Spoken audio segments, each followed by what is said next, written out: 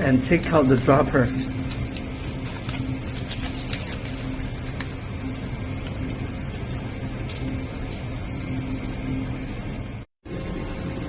And now we take the sample from the patients.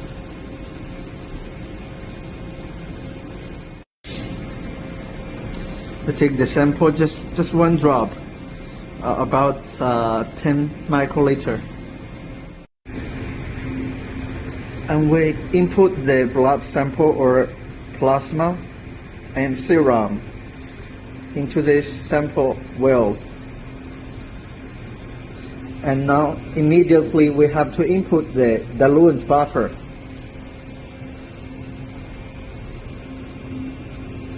Also 2 drops, about 80 microliter. And now we can wait for, and we will get the result within 10 minutes. Actually, it's around 3 to 5 minutes. We will see the result. And do not check the result after 15 minutes.